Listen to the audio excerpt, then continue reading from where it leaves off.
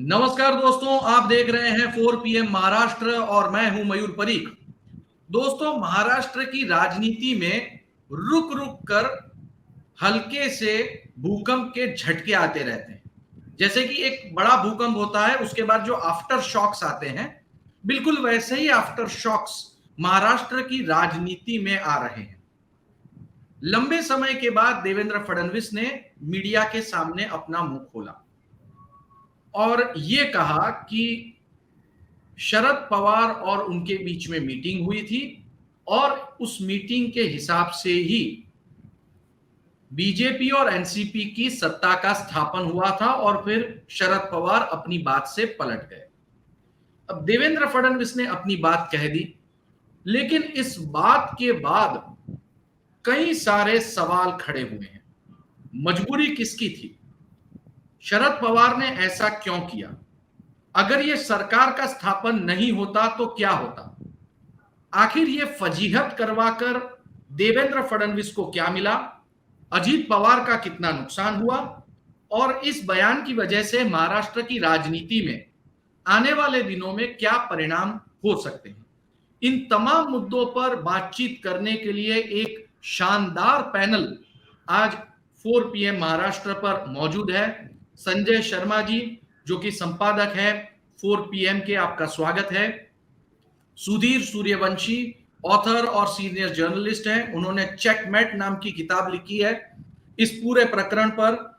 जितेंद्र दीक्षित जी, जाना माना नाम, मीडिया का और टेलीविजन का एक बहुत ही पहचाना हुआ चेहरा। आप एबीपी न्यूज पर कई बार उन्हें देखते होंगे और इस कार्यक्रम में वो बतौर ऑथर हमारे साथ में शामिल हो रहे हैं। उन्होंने भी इस पूरे प्रकरण पर एक किताब लिखी है 36 डेज, बिल्कुल सही, 35 डेज। और ये किताब अमेजॉन पर बेस्ट सेलिंग बुक के नाम पे इस समय लिस्टेड है। सुधीर की भी किताब जो है उसे अवार्ड मिल चुके हैं और वो भी बेस्ट सेलर है। तो हमारे साथ एक शानदार पैनल इस समय मौजूद है जो इस पूरे विषय पर अपनी अथॉरिटी रखता है, जिन्होंने गहन अभ्यास किया है। हम शुरुआत करेंगे सुधीर सूर्यवंशी इनसे। सुधीर जी, आपकी किताब में आपने ये बात लिखी हुई है कि शरद पवार के आशीर्वाद से ही ये सरकार बनी थी। आखिर क्या माजरा है? शरद पवार अगर सरकार बनाना चाहते थे तो फिर वो पार्टिसिपेट क्यों नहीं किया, वापस क्यों चले गए? और देवेंद्र फडणवीस का दर्द अब 1 साल के बाद क्यों छलका है? देखो, इससे दो तीन चीजें जो इंटरव्यू दिया देवेंद्र फडणवीस ने, दो चीजें। एक है कि शरद पवार और एनसीपी के साथ हमारा कुछ चल रहा था और शरद पवार ने लास्ट मोमेंट पे डिच किया और डबल गेम कर रहे थे। और दूसरा भी एक इंटरव्यू भी हम नजरअंदाज नहीं कर सकते। Eknath Shinde is my boss, he has given interview with Indian express. वहां पे खुलकर बोल रहे, बहुत अच्छी बात एकनाथ शिंदे जी के लिए कि देवेंद्र फडणवीस उनको बॉस बोल रहे। बहुत ही good news for the Eknath Shinde कि जो आदमी उन्होंने जूनियर था वो आदमी उनका भी बॉस है।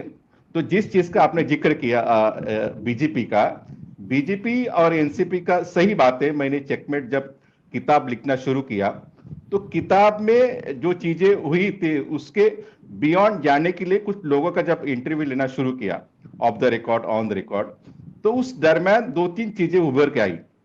पहली चीज है, भारतीय जनता पार्टी और एनसीपी का साथ आना ये 2019 से पहली दफा नहीं हुआ था। ये बात मैं क्लियर करना चाहता हूं।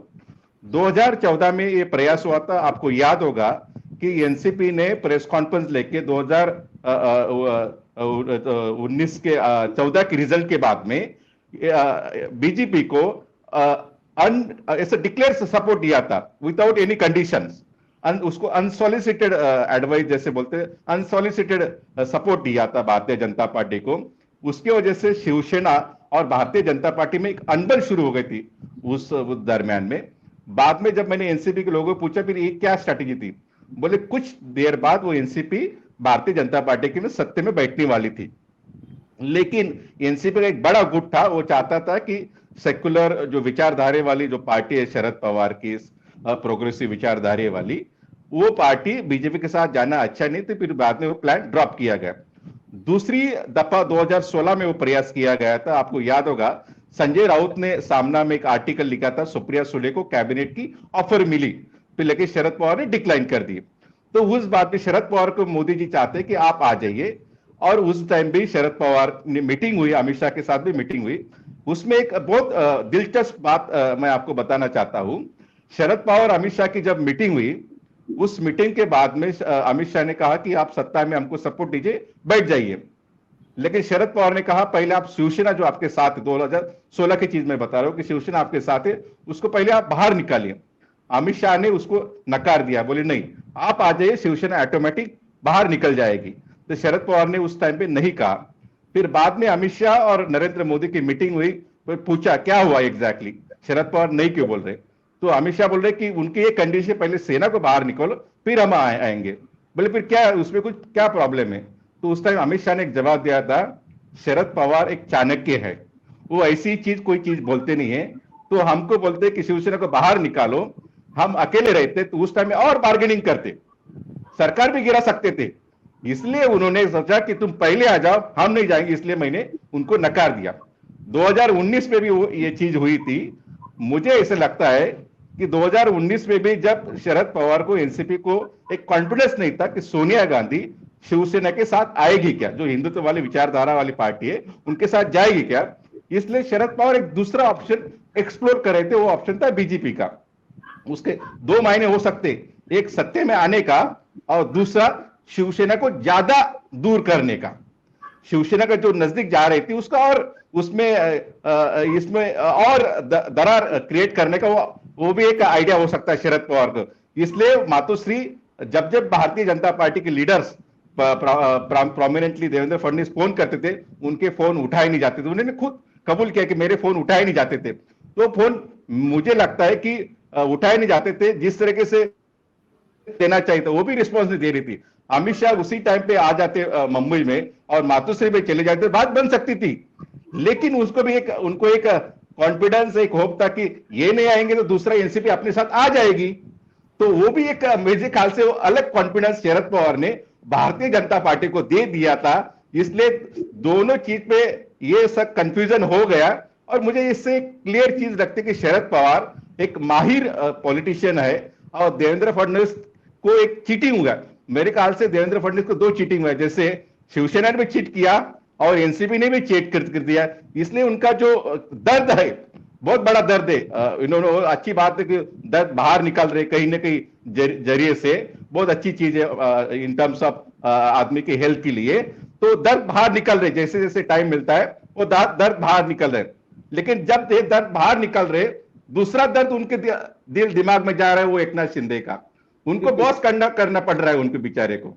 जो आदमी सुपर एक सीएम, तो डोमिनेंट सीएम महाराष्ट्र का, अच्छी तरीके से उन्होंने 2014-19 में एक राज किया था। अब तो उनका बॉस बन गए। हाँ, अब जो आदमी को सीएम बनाने के उन्होंने उद्धव ठाकरे की सरकार गिराई, सरकार गिराने के बाद में जिस तरीके से उनको ऐलान करना पड़ा था वो सीएम रहेंगे, खुद को पता नहीं था, परिवार को पता नहीं था, और बाकी लोगों को पता नहीं था। हमने सुना अजीत पवार ने किस तरीके से गिरीश महाजन को ये किया था कि आप लोग कैसे रो रहे थे, फुट फुट के रो रहे थे जब एकनाथ शिंदे के नाम सीएम के तौर पे ऐलान किया गया।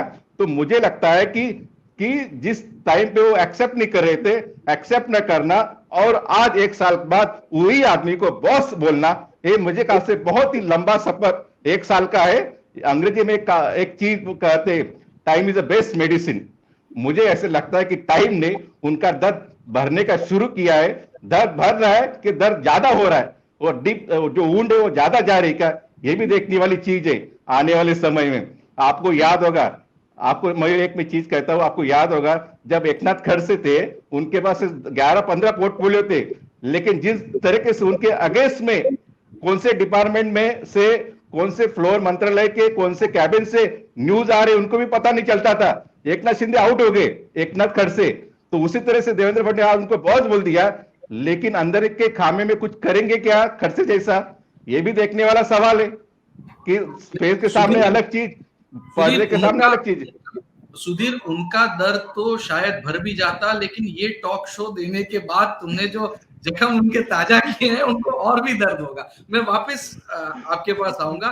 जितेंद्र दीक्षित जी हमारे साथ मौजूद है। उन्होंने बहुत ही गहराई से एक एक दिन, एक एक घंटा किसकी इनके साथ में मीटिंग हुई, पर्दे पीछे की बात क्या, पर्दे के आगे की बात क्या, सारी बातें अपनी किताब में लिखी हैं।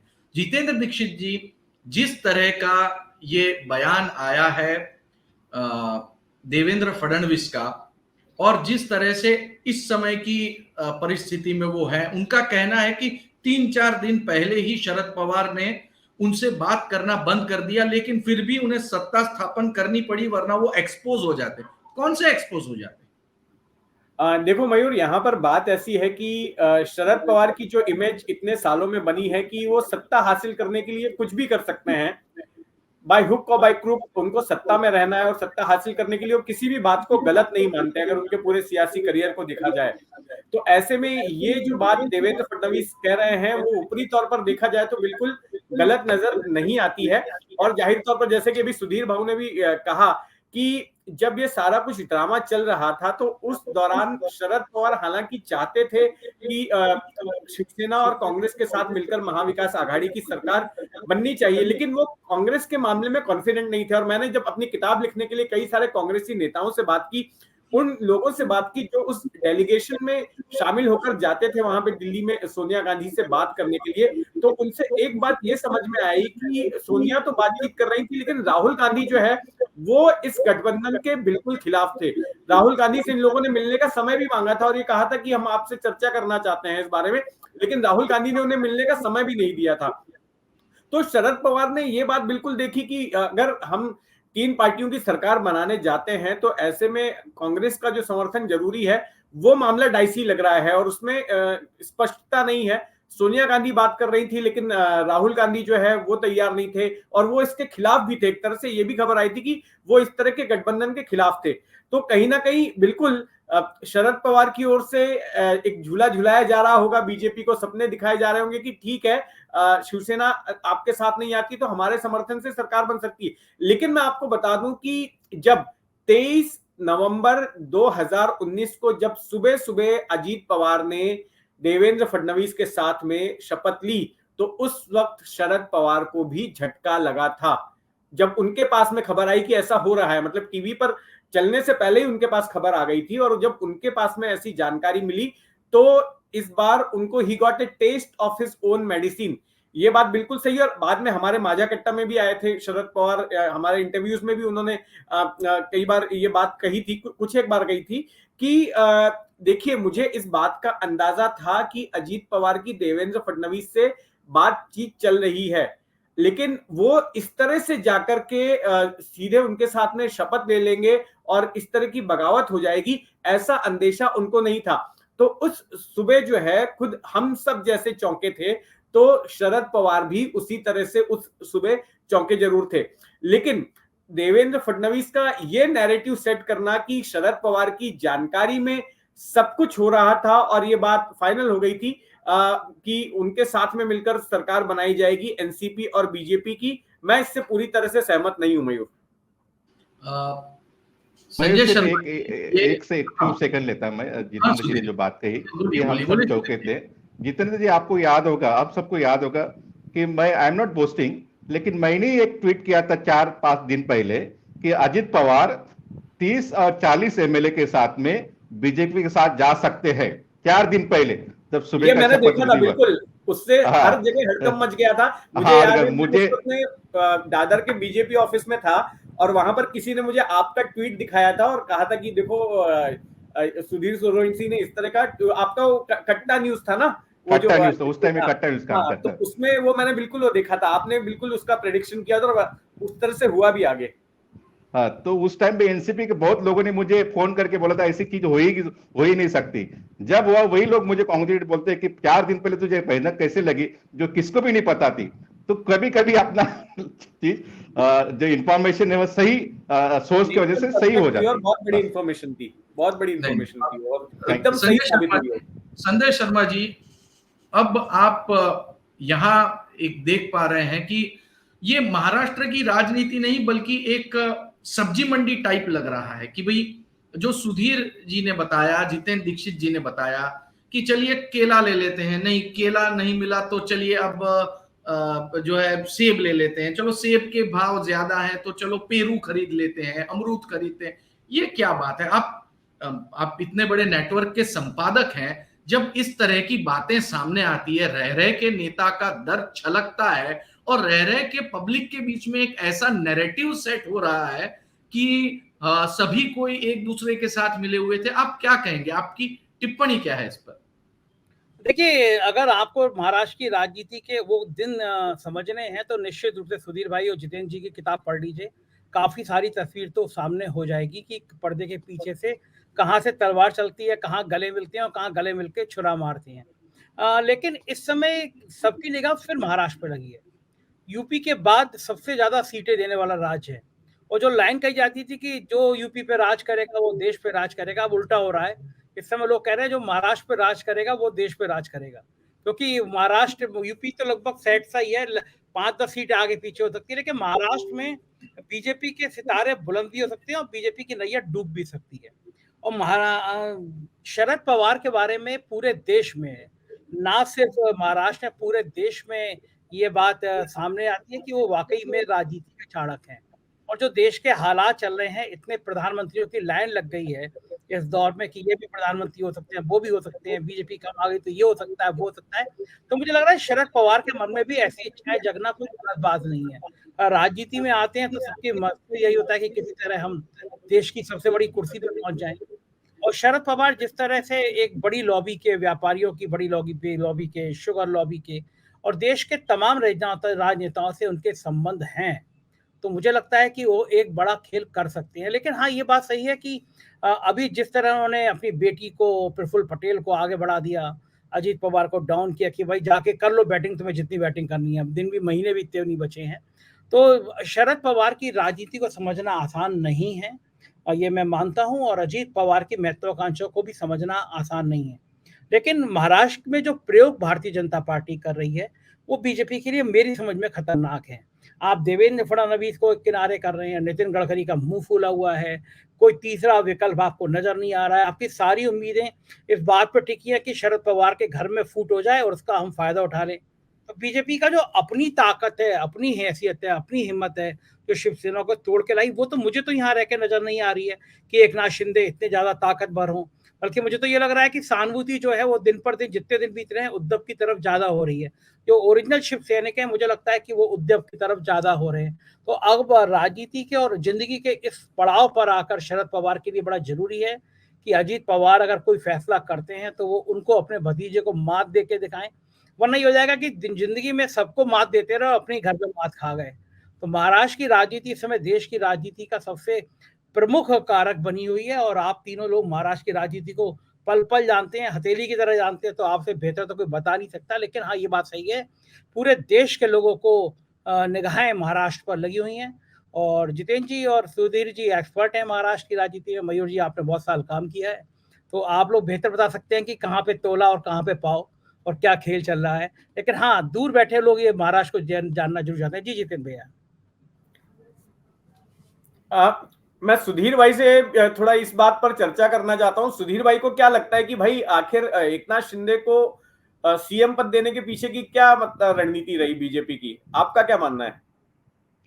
देखो, आपको क्लियर याद होगा कि भारतीय जनता पार्टी और शिवसेना की आइडियोलॉजी एक सेम है, हिंदुत्व की, कि एक ही थाली, दो आदमी है और एक ही थाली पे नजर है, तो कौन चाहेगा दूसरा आदमी मेरे साथ शेयर करे। तो शिवसेना के जो हिंदुत्व की थाली है वो अकेले दबोचना चाहते हैं, ये पहली बात।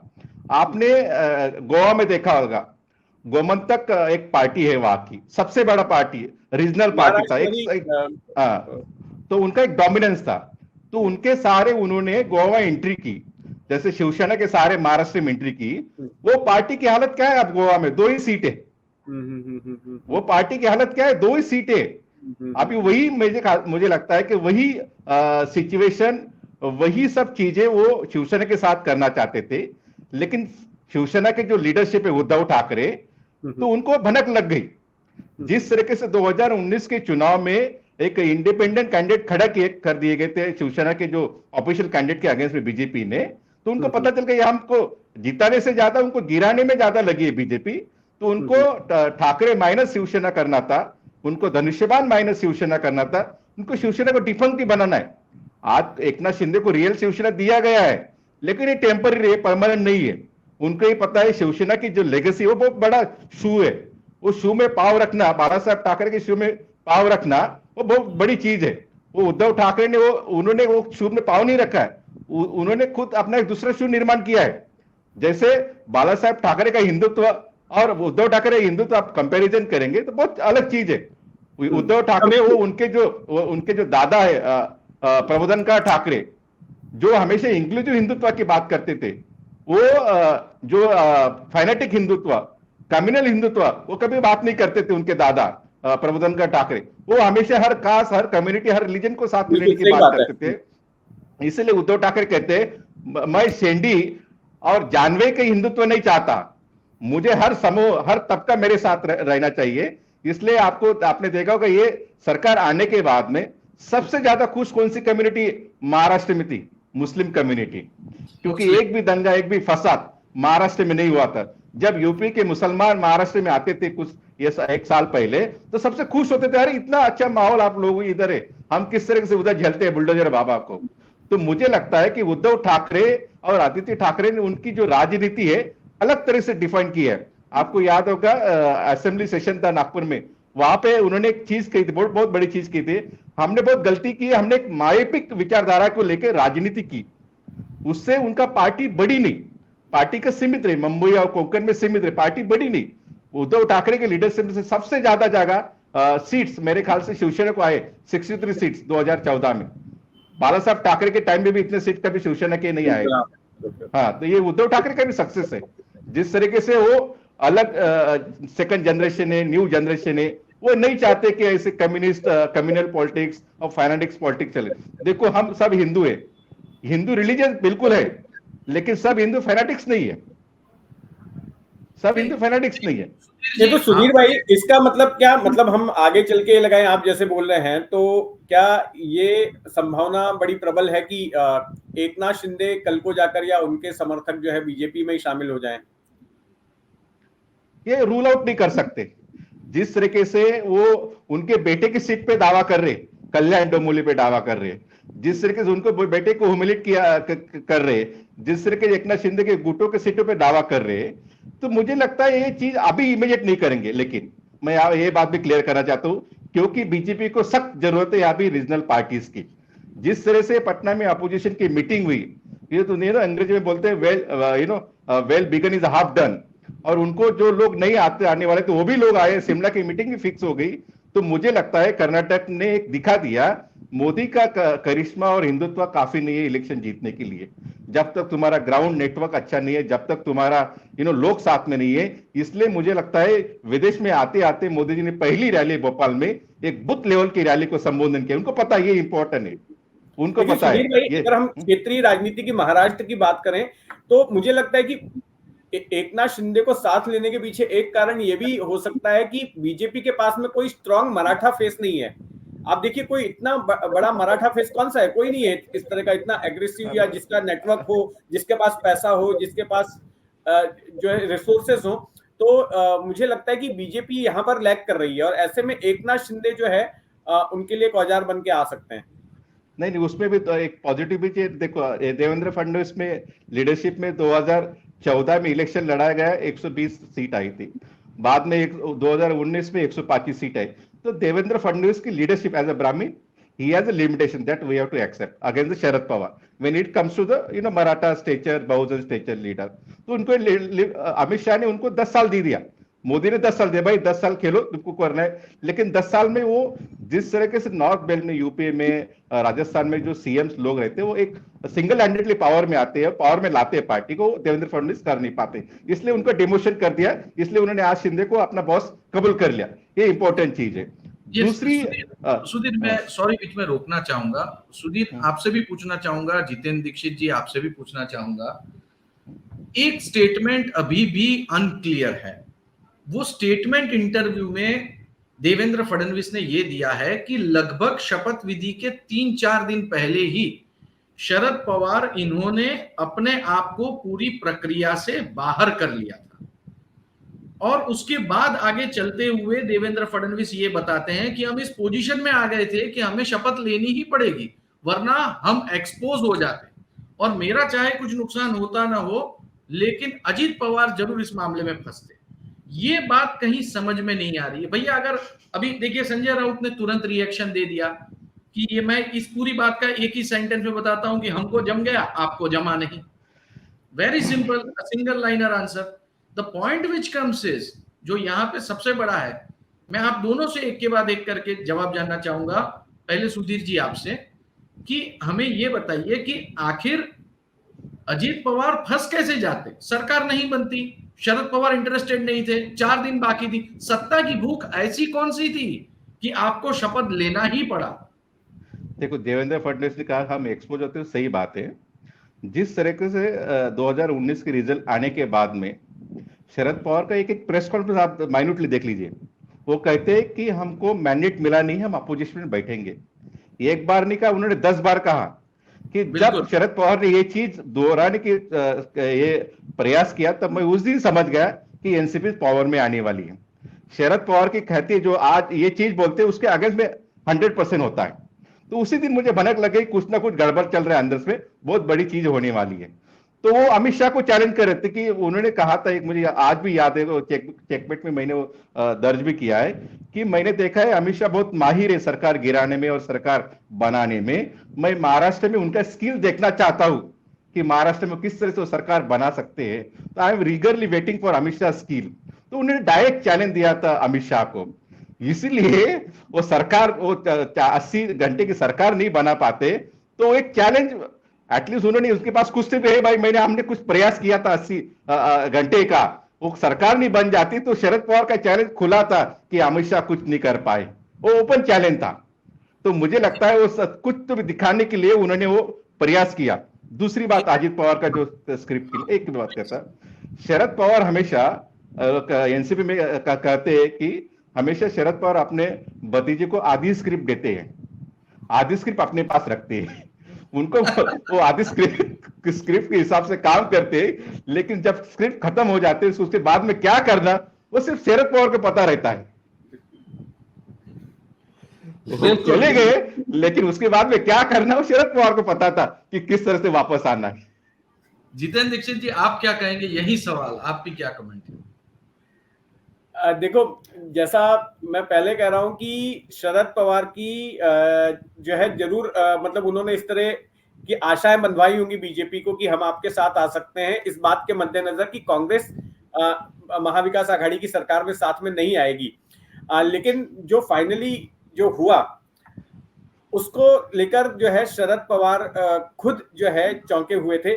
और मैं आपको बताऊं कि इसमें अजीत पवार का जो है कोई लॉस नहीं हुआ। आप देखिए उन 3-4 दिनों में जो अजीत पवार के ऊपर केसेस थे, एंटी करप्शन ब्यूरो में परमवीर सिंह थे, आपको याद होगा क्या किया था उन्होंने।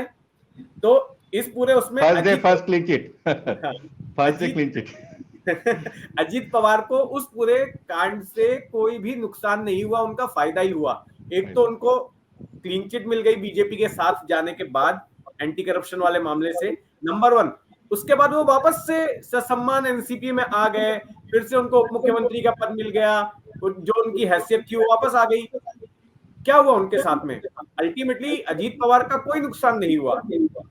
तो अब ये देखिए, अब जहां तक का इस बात का जो देवेंद्र फडणवीस जो बातें बोल रहे हैं, मुझे इसके पीछे उनकी राजनीतिक रणनीति नजर आती है और वो एक नैरेटिव सेट करने की कोशिश कर रहे हैं। मुझे लगता है ये बात देखनी चाहिए कि नैरेटिव ये सेट करने की कोशिश कर रहे हैं कि शरद पवार की जानकारी में सारा कुछ था और शरद पवार ने इस तरह से दगाबाजी की, और ये सारा कुछ देवेंद्र फडणवीस बोल रहे हैं अब आगे की राजनीति को देखते हुए। संजय शर्मा जी, हाँ जितेंद्र जी, आपको याद होगा जब शरद पवार ऐसी चाल करते हैं तो महाराष्ट्र लोगों को बहुत अच्छा लगता है कि पवार साहब ने उसको फंसा दिया, पवार साहब ने उसको चेकमेट कर दिया।